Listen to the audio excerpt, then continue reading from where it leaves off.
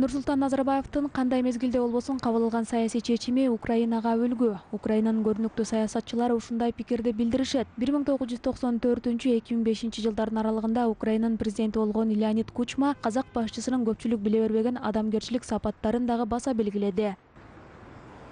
Я очень много научился у Нурсултана Абишевича. Он действительно великий человек и мудрый человек. Иногда, знаете...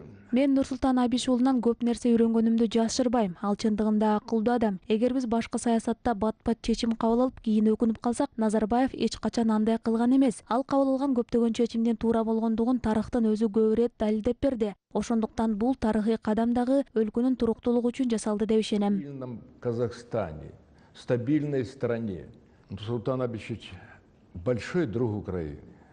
Большинство украинцев считает его своим, а я особенно.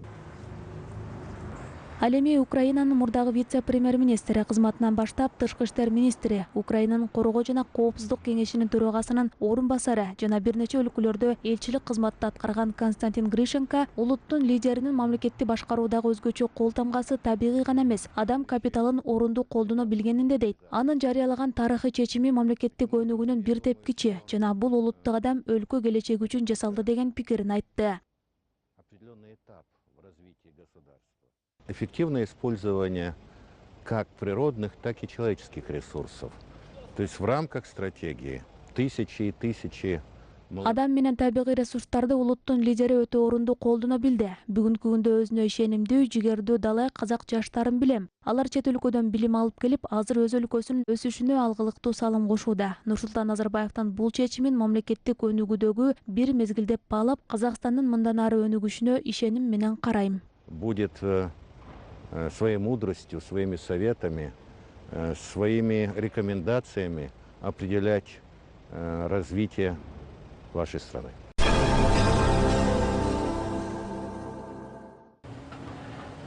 Казакстан менен Ирандын өз ара пайдалуу кызматташтыгы бекемделет. Өлкөлөр жер казынасын пайдалануу жана айыл чарба, ошондой эле соода экономикалык жана унаа транзит тармактарындагы биримдикти бекемдөөдө. Өткөн жылы Иран менен соода саттык 516 миллион АКШ долларына жеткен. 80 миллиондон ашуун жашоочусу бар келечектүү Иран рыногуна Казакстан өз товарларын жөнөтүүнү 2 эсеге көбөйтүп, 1 миллиард долларга жеткирүүсү мүмкүн. Тегеран Астана багытында түз каттамдарды кайра жаңыртуу ишкердик экономикалык кызматташтыкты бекемдейт.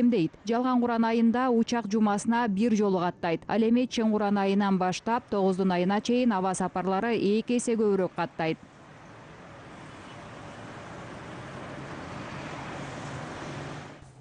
Ушул кадам мамлекеттерибиздин ортосундагы мамилелерди өнүктүрүүгө жол ачат деп эсептейм. Ушуга өз салымыбызды кошуп жатканыбызга ыраазымын. Өлкөлөрүбүздүн ишкер топторунун ортосундагы кызматташтыкты кеңейтүүгө салым кошсок дейм.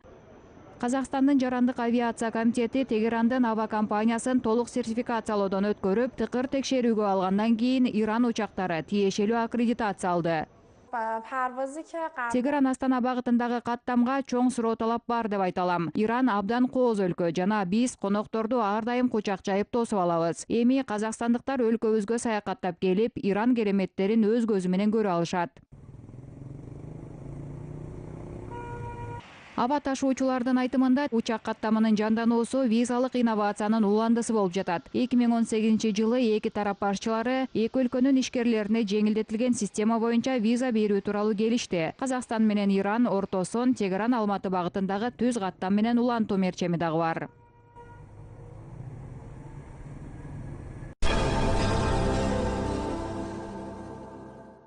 Казакстан ири эл аралык унаалык коридорго айланууда. Бүгүнкү күндө өлкөнүн жолдору дүйнөнүн маанилүү логистикалык жол тому катары саналат. 2018 жылдын жыйынтыгы боюнча Казакстан аймагы аркылуу 19 миллион тонна транзиттик жүк өткөн. Көрсөткүчтөрдүн өсүшүнө мамлекеттин Батыш Европа, Батыш Кытай трансулуттук инфраструктуралык долбоору менен байланышкан бир кор бир жол демилгеси менен Нурлуу жол программасына катышуусу чоң себеп болгон. Мисалы былтыр Кытай менен Казакстандын ортосундагы темир жол аркылуу ташылган жүктүн көлөмү 14 миллион тоннага жакындаган. Бул алдыңкы мезгилинен 38%га көп. Ал эми 2019 тараптар анын деңгээлин 15 миллион 700 миң тоннага жеткирүүнү көздөп жатат. Здесь пример Казахстана. Бул багытта Казакстандын тажрыйбасы абдан маанилүү. Республика акыркы 5 жылдын ичинде өзүнүн геоэкономикалык багытын аныктады. Азыркы тапта биздин алдыбызда ар түрдүү аймактар менен байланыш орнотуу мүмкүнчүлүгү ачылды. Казакстан өзүнүн байыркы Евразия аймагындагы континенттик рыноктарды байланыштыруучу өлкө макамын кайра жаңыртып келет. 2000 жыл мурунку көпүрө болгон Улуу Жибек жолун айтып жатам. Серепчилердин айтымында Казакстан өзүнүн экспорттук мүмкүнчүлүктөрүн көбөйтүү жолуна түштү. Каспийдеги Ляньюнган порту аркылуу казакстандык товарлар кыска мезгилдин ичинде Вьетнам, Корея жана Жапониянын рыноктарына жөнөтүлөт. Бүгүнкү күндө бир кор бир жол программасы 152 мамлекет менен эл аралык уюмдарды кошуп жатат. Максат эл аралык алыш-беришти оң жолго салуу. Можно отметить здесь большой, скажем, поток экспорта. Бул жерде Вьетнамга казакстандык буудай экспорт агымынын өскөнүн өзгөчө белгилей кетүү керек. Башкача айтканда, буга чейин ата мекендик өнүмдөрдү контейнерлерге жүктөп, түштүк-чыгыш Азияга жөнөтчүбүз. Анын баасы кымбат. Эми буудай ушундай Ляньюнган порту аркылуу казакстандык товарларды жеткирүү мүмкүнчүлүгү ачылды. Мы экспортируем казахстанские пшеницы, казахстанские продукты. Жаңыдан авто жана темир жол багыттарын салуу, портторду куруп, терминалдар желесин ишке кошуу өлкөнүн аймагынан өтө турган транзиттик жүк ташуулардын агымын жогорулатууга түрткү болду. Өзүбүздүн жолдорду эл аралык континенттик унаалык коридорлору менен айкалыштыруу Казакстандын дүйнөлүк деңгээлдеги ири транзиттик хабка айлануусуна себепчи болот.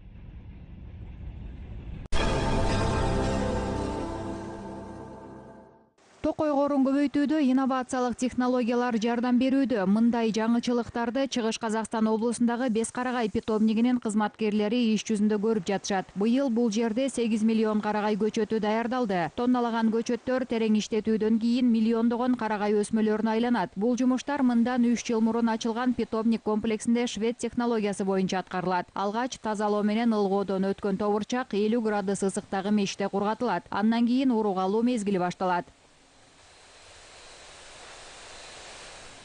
Мына колдо ұстап тұрған бұл былтырғы шыршалар бийыл жазғы турум Астанага барат. Менин колумда турган бул карагайлар жайында өлкөбүздүн борборуна жөнөтүлөт. Комитеттин тапшырмасы боюнча биз 50 миң түп кызыл карагай даярдап койдук. Башкача айтканда, мурда биз көчөттөрдү 2 жылдын ичинде даярдачубуз. Азыр бул жараянга аз убакыт кетет. Бул карагайларды күзүндө отургузабыз. Анын жашап кетүүсү 70-80% түзөт.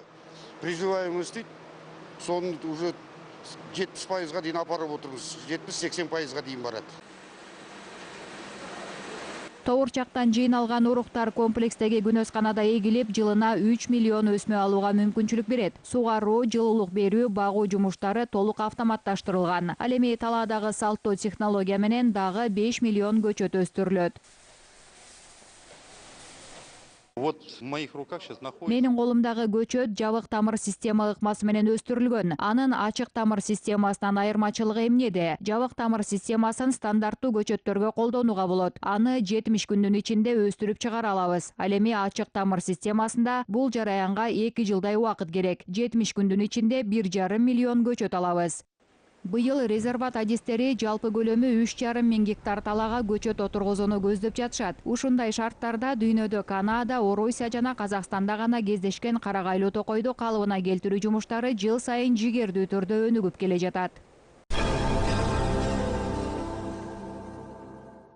Борбор Азия мамлекеттеринин ортосундагы экономикалык байланыштын жаңы доору башталды. 5тик ичара күч бириктирүү аркылуу Улуу Жибек жолунун жээгиндеги соода саттыкты жогорулатат. Ташкентте өткөн форумда 5 мамлекеттин ортосундагы кургактык жана деңиз байланышын жандандыруу тууралуу айтылды. Бул багытта Казакстан чыгыш менен батышты улантуучу күч болот. Улуу Тала өлкөсүндөгү заманбап кандуу жол менен Курык порту коңшулаш мамлекеттерге деңизге чыгуусуна жол ачты. Ага кошо убакытты үнөмдөп, ташууларга кете турган чыгашаны алгылыктуу төмөндөтөт.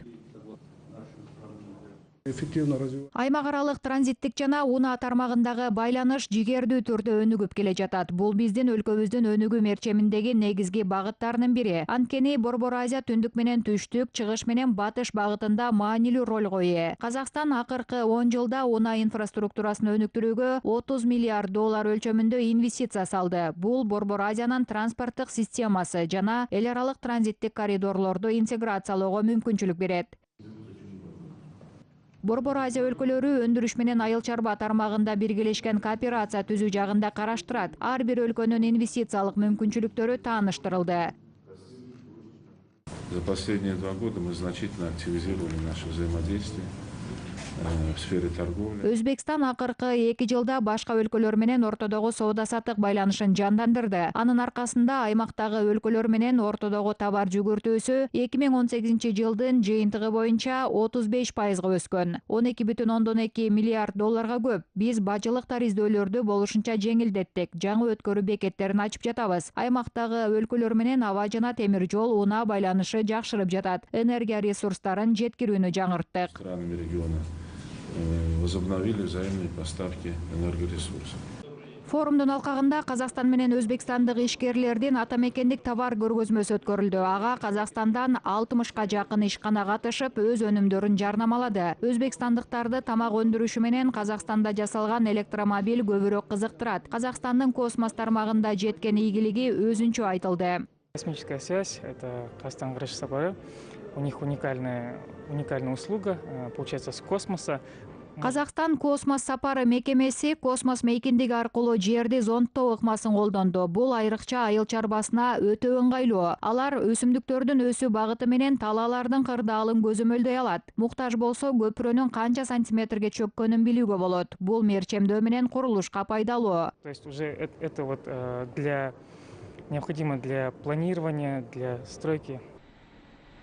Борбор Азия өлкөлөрүнүн ортосундагы өз ара соода жүгүртүүсү өткөн жылдар менен салыштырганда алда канча алдыга жылган. Бир гана мисал, Казакстан менен Өзбекстандын ортосундагы соода жүгүртүүсү былтыр 2,4 миллион долларды түзгөн. Бул мурдагы жыл менен салыштырганда 25%га көп. Борбор Азия өлкөлөрү ортосунда колго алынган ар түрдүү долбоорлор менен системалуу жумуш натыйжасын берерине ишенишет.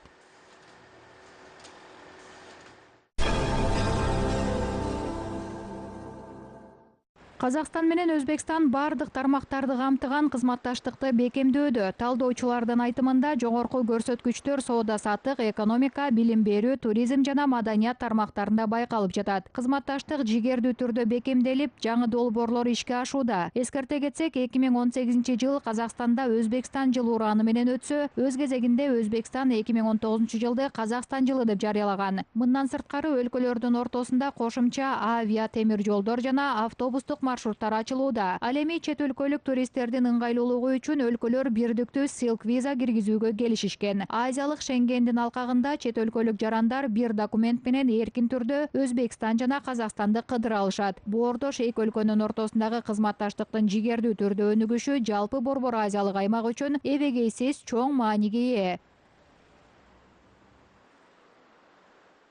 В этом году открытие года Казахстана в Узбекистане. Ушул жылы Өзбекстанда Казакстан жылынын ачылышы болот. Ушул жылдын алкагында абдан чоң масштабтагы иш-чаралар мерчемделген. Азыркы тапта өзбек жана казак тараптар ушул жылдын алкагында жүзөгө ашырыла турган иш-чараларды даярдашты. Ушул жылдын алкагында Казакстан менен Өзбекстандын ортосундагы кызматташтык дагы да жогорку деңгээлге чыгып, өлкөлөрдүн ортосундагы мамилелер мындан да жигердүү өнүгөт деп ишенем. Высокий уровень и будут способствовать еще больше активизации отношений между нашими странами. Казакстанда байыркы ДНК үлгүлөрүн изилдөө лабораториясы курулду. Жакында Назарбаев университетинде мамлекет башчысынын катышуусу менен ачылган. Азыркы тапта Казакстанда альтернативасы жок талдама борбору кийинки жылдан баштап толук кандуу негизги милдетине кирет. Бүгүнкү күндө лабораторияны байыркы заман экспонаттарынын генетикасы менен чыгуу тарыхын аныктоого мүмкүнчүлүк бере турган заманбап орнотмолор менен жабдыктоо жана изилдөө үлгүлөрүн жыйноо иши колго алынууда. Бул тууралуу өткөн байыркы ДНК изилдөө семинарында айтылды. айтылды. Демилгенин башында жүргөн окумуштуулар менен тармактын адистери уникалдуу долбоор төл тарыхтын жаңы беттерин ачуунун жолдорунун бири экенин белгилеп жатышат. Бул багытта ушуга чейин өлкөнүн аймагында табылган археологиялык казуу натыйжаларынын ДНК-лык талдамасы чет мамлекеттерде жасалып жүргөнүн белгилей кетүү керек. Өсімдіктердің тарихы болсын, алманың тарихы болсын, жануарлардың тарихы, олардың адамзатпен байланысы. Өсүмдүктөрдүн, алманын, жаныбарлардын тарыхы болсун, бардыгы адамзат менен байланыштуу. Адамдар өз жашоо образын кандай өзгөртүшкөн же 3000-4000 жыл мурда кайсыл тилде сүйлөшкөн, инди герман тилдери кандай өрчүгөн, алар кандайча пайда болгон, элдер ич-ара кандай сүйлөшүшкөн, булардын бардыгын ДНК-ны изилдөө аркылуу билүүгө болот. Бүгүнкү халыктар биrbirine байланысы кандай? Соларды тек қана көне ДНК зерттеулер аркылуу аныктауга болот. Бул тегин тектөө деген сөз. Ана заузетін тектөө деген сөз. Не деген сөз? Бул так тегибизди, өзүбүздүн чыгуу тарыхыбызды билүү дегенди билдирет. Биздин элдин тарыхын билүү. Мисалы, биздин өлкөдө жашаган адамдар кайдан келишкен деген суроого жооп берүүгө болот. Алар кимдер? Европалыктарбы, азиаттарбы же башкабы? Булардын бардыгы толук түрдө ДНКда аныкталат. Бул багыттагы иштер жеке эле тарыхка эмес, бардык илимдерге жаңы түрткү берет. Себеби ушундай билим бардык илимдердин өрчүшүнө таасир берет. Ары карай өркүндөгүнө эрекче әсер етеді.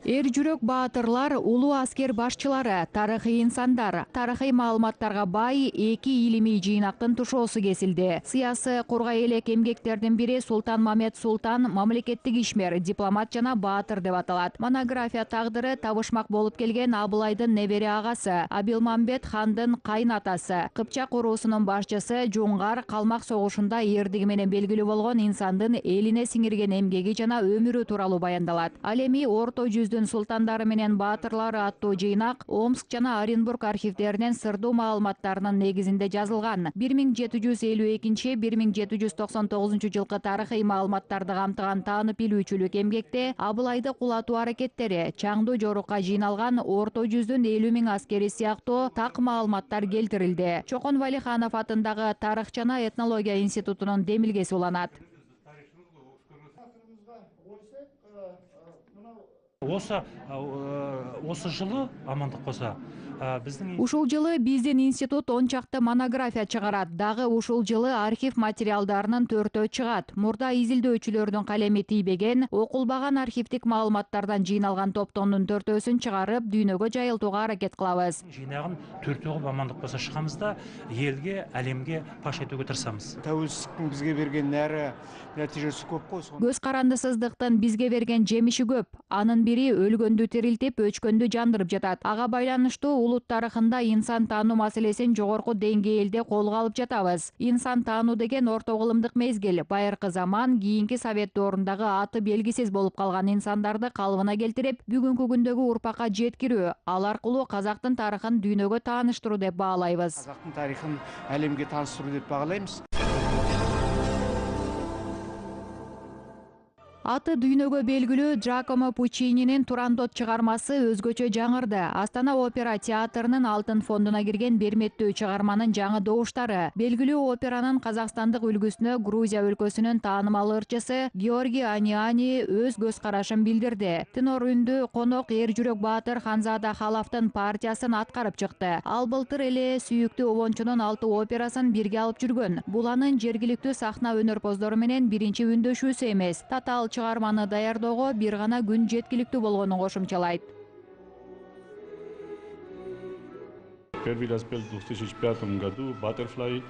Биринчи жолу 2005 жылы ушул жердеги эски театрда Мадам Баттерфляй операсында дебют менен чыккам. Кийин Астанада дагы Таска, Трубадур жана Аида операларында ойнодум. Казакстан менен байланыш орнотуп жүргөнүмө көп убакыт болду. Бул жердеги өнөктөштөрүм өтө чебер. Классиканы урматтай билишет. Көрүүчүлөрдүн кабыл алуусу да мыкты. Ушунун баарын көргөн сайын жүрөгүм ушул жакка тартып турат. Когда такое видишь, сердце тоже тянет туда. Кезектеги спектакльды көрүүгө келген өнөр сүйгөн коом бир катар дебютка күбө болду. Башкы каармандарга болгон жоопсуз сүйүү үчүн жашоосу менен кош айтышууга эр жүрөк кадам жасаган Луинин кайгылуу бейнесин биринчи жолу театрдын солисти Бибигүл Жанузак ачты. Мен бұл Лю партиясына өте үлкен дайындықпен келдім. Бұл Лю партиясын мен Венгрия қаласы. Мен бұл Луи партиясына жогорку деңгээлдеги даярдык менен келдим. Ушул Луи партиясына арналган Венгрияда Ева Мартенден Турандот операсы боюнча мастер-классына барып катышып келдим. Өзүм үчүн чоң тажрыйба топтодум. Абдан толкундандым. Бұл партия вокалдык жагынан аткаруу абдан оор. Үлкен вокалдык жагынан өте орындау кыйын. Спектаклдин көркүнө эл аралык деңгээлдеги италиялык дирижер Джузеппе Акуавива да көрк кошту.